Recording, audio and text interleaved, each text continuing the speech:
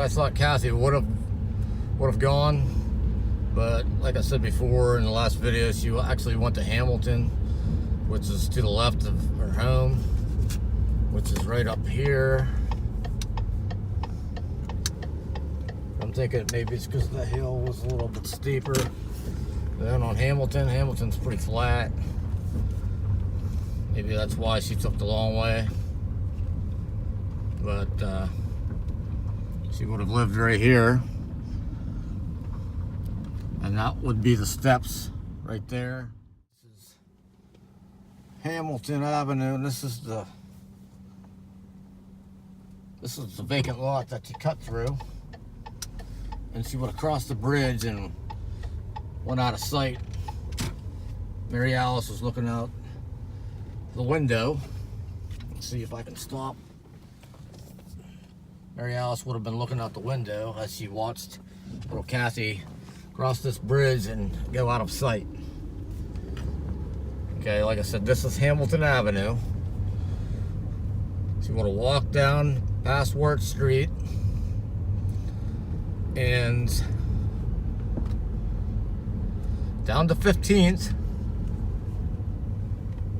past this little convenience store right here, which is now Eagle Market. Used to be called Wrestlers.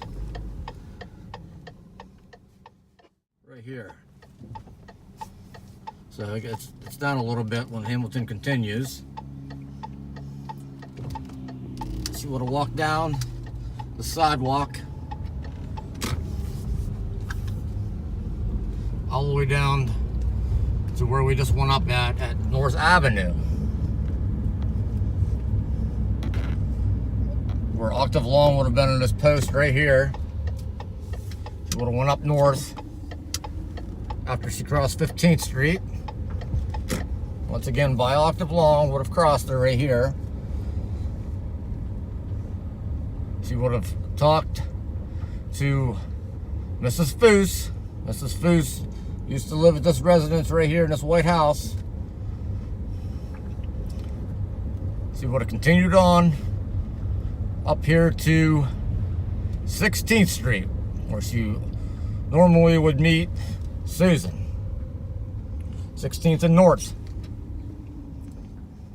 This is the last place that little Kathy was seen. But we do know what the dogs, the bloodhounds, traced her to Garfield, which was another block up here.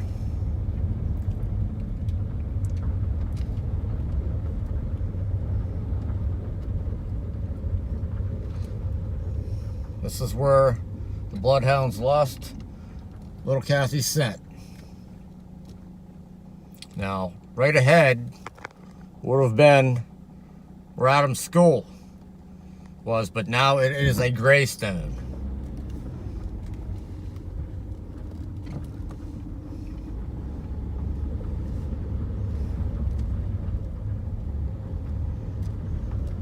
See if I can get a front view.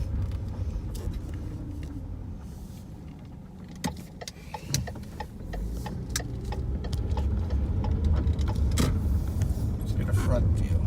Now right down here to my right would have been with a little green, well, I wouldn't say little green car, but the weathered green car would have been parked on a little bit of an angle, not a parallel park job. Okay, this is a gravestone, and this is the front view of what Adams would have been. Okay, right here. Susan Fern would have come out the back door. I'm going to show you what the back door looks like.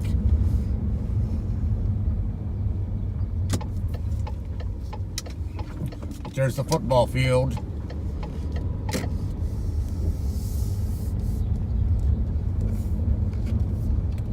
I'd like to do a comparison of what it looks like now compared to what it looked like back then.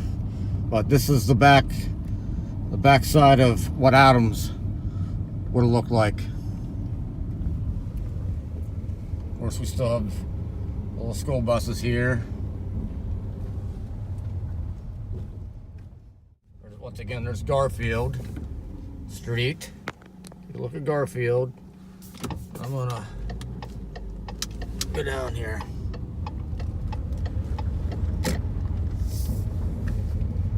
West Waco would have been just right down the road from here. I believe that smoke is actually coming from West Waco. There used to be a stack that they tore down recently that was unmistakably West Waco, but now it's no longer there. This alley really has my attention because I believe that the kidnapper may have been hiding in this alley when he realized that Cassie didn't come through yet. I think he was waiting for her, and like I said, at 12:15, this is do not enter, but this is what north looks like. Cassie would live straight up that hill off to the right. Cassie's brother Kevin, who turned 4 on May 5th of 1965, Kevin asked his mom, Mary Alice, to save a piece of cake for Cassie when she comes home. Mary Alice smiled and looked ill and exhausted, as you can only imagine. Now, the Sheas weren't having any luck finding Cassie, so they reached out to Gerard Quasi from the Netherlands. He was a parapsychologist and a psychic. And Mr. Quasi said that Cassie was snagged on a tree limb in water about 600 yards from her home, which was 14th Street. The house was described in detail and by the use of a diagram of the house. This had police and Cassie's father busy for nearly a week in mid-April, but they couldn't find a trace of the house described by Quasi.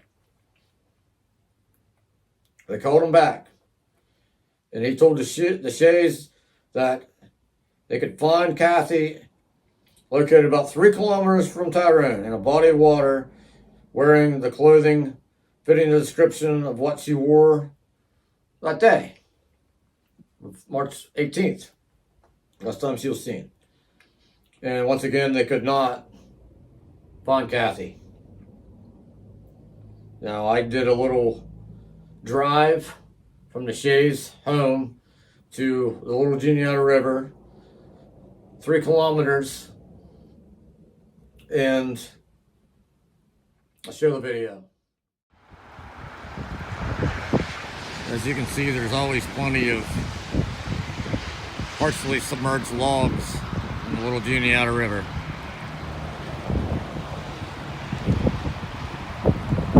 Like I said, it's water level's kind of low, even though it's raining out.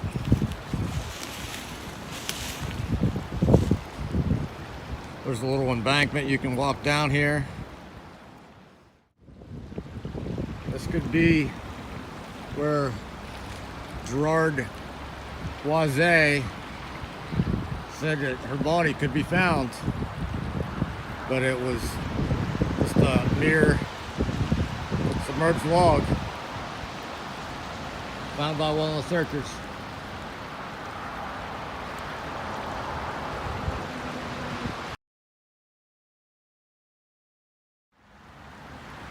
Okay, Gerard Quasi from the Netherlands, a parapsychologist, psychic, told the Sheas that she could be found 3 kilometers from their home. Now, I went to the home and drove 3 kilometers, and this is the location that I come up with. Now, it would be along this that she would have been supposedly found by Mr. Quasi. Now, as you can see, the water level is very low right now. And back in 1965, it was the 6th lowest precipitation in the last 130 years, as it has been documented since they've been keeping stats. So it was a pretty dry year in 1965. And here we are in 2025. And the water level is very low. Not to say that it wouldn't have been a little bit higher, but in the whole month of March, there was only 3 inches of precipitation. So it's not like little Kathy would have been in this Juniata River just being gushed away. If she was at all put into the little Juniata River, she would have made it far. So I think it's safe to say that Mr. Quasi was inaccurate with his findings.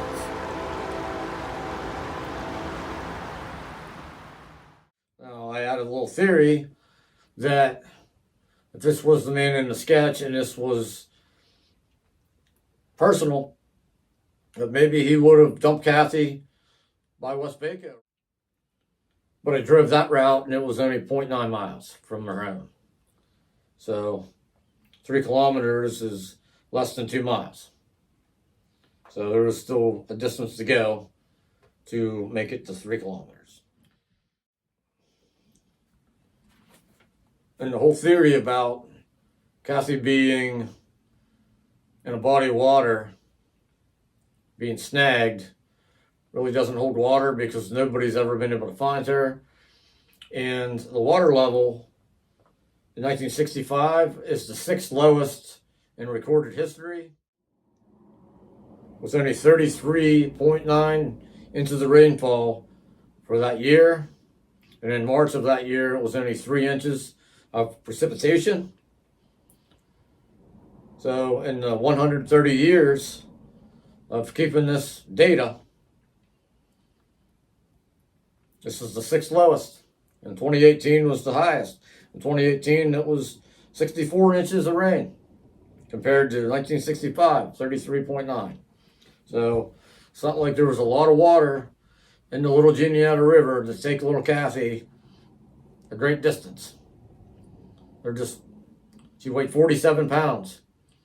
And even so, it wouldn't have taken her far. Because I believe that she wasn't in the little Juniata River. Mr. Quasi, I'm sorry, but your theory just doesn't hold water. And we know that because she was never found. But I understand why the Sheas did it. They were looking at every avenue of trying to find Kathy. They were doing whatever they could.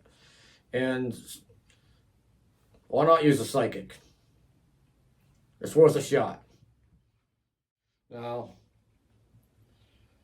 there's another instance that happened on the morning of March 18th.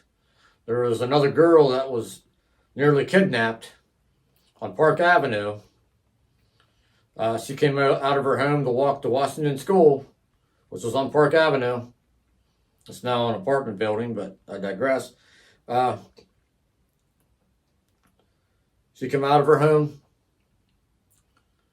and she was walking towards Washington School, and a man pulls up in a dark colored vehicle. And I really wish she would tell her own story instead of having me tell it, but she declined to tell her story on the channel. So I guess I have to tell it for her. Unfortunately, that's how this works. He offered her some candy. It didn't work. And she went into the house and got her parents to come out and confront the man, but he took off. So that was in the morning of March 18th. So when she found out that Kathy was kidnapped, she thought that could have been me.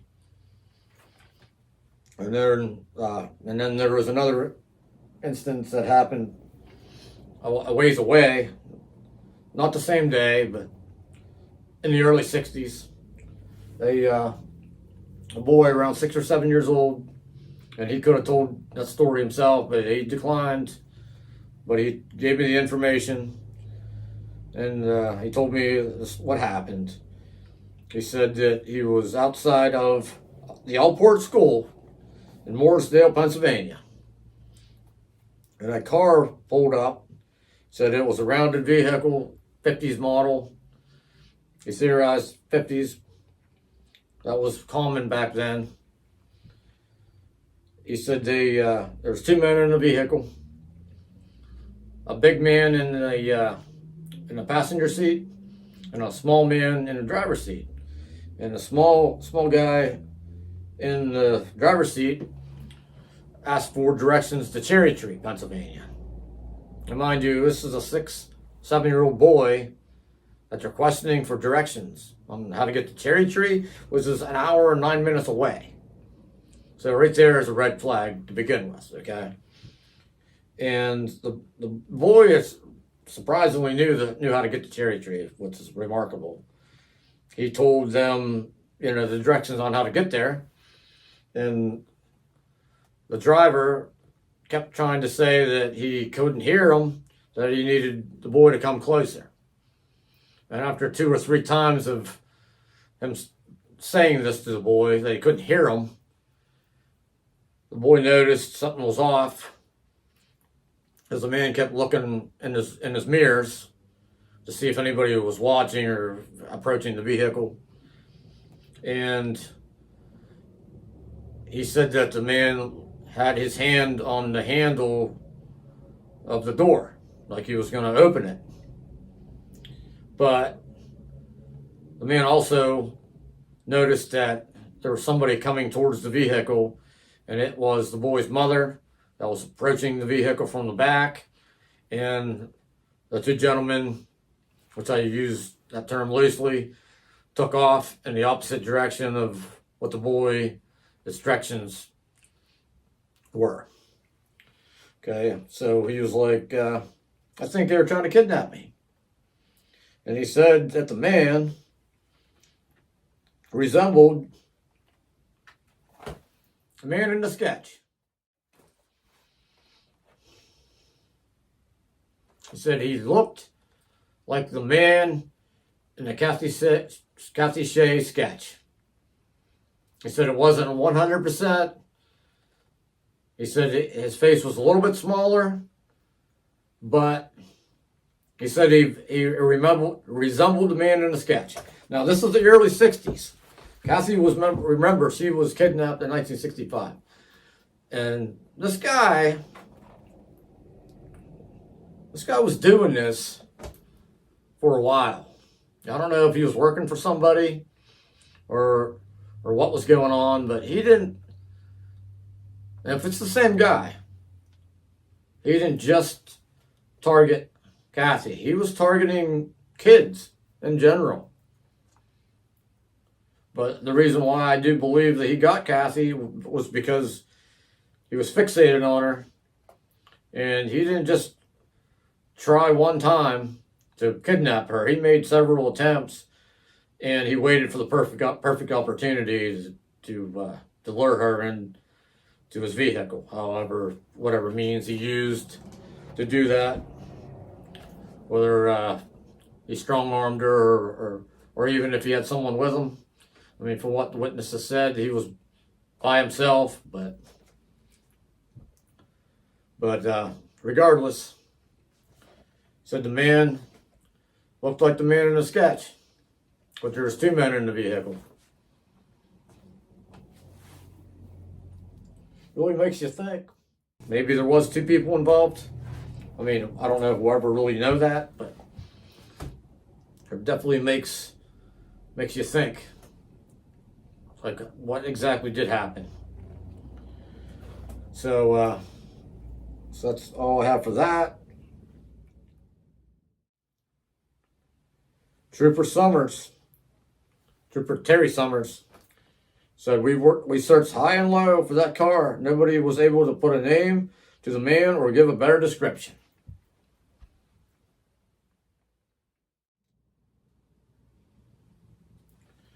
The missing children bulletin board was dedicated to Tyrone's missing child, Cassie Shea.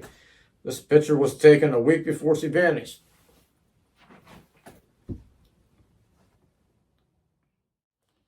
The FBI and state police questioned close to 2,000 people, gave dozens of lie detector tests, and rounded up all known sex offenders in the area.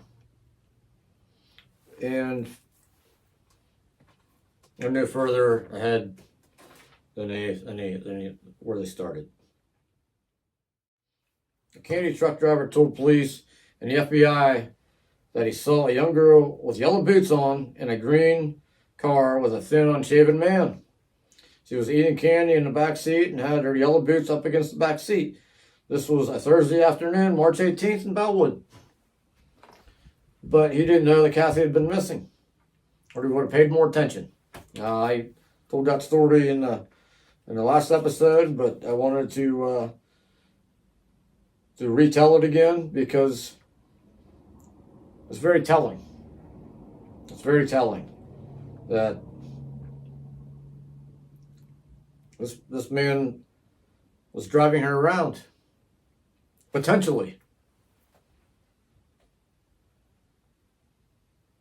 And she hadn't been harmed as of yet. Now, that may be, now, hypothetically, if this was Kathy and she was yet to be harmed, there is a potential for her to have not been killed. And maybe, like Mrs. Norris said, that maybe she became someone's child and she wasn't killed. But I'm sure we all want to think that she wasn't harmed. If this is indeed Kathy Shea. Now, we don't know that.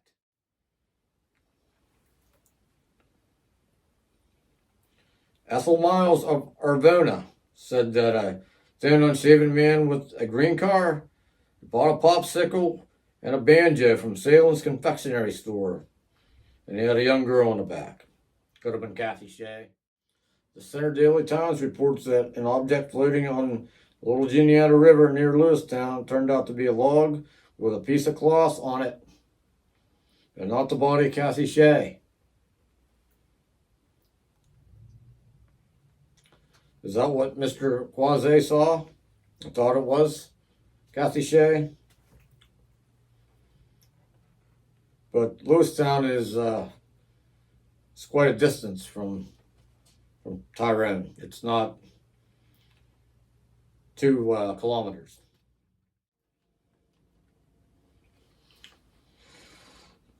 This is according to the Tyrone Daily Herald.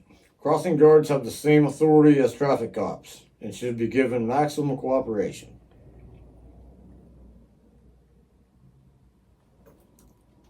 Now, in my case,